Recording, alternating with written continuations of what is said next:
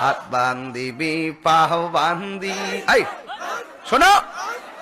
এ ভাগলাম করো না শরীরটা একটু ঠিক করতেছি না ওয়াজ হইতো না বুঝেন না একটু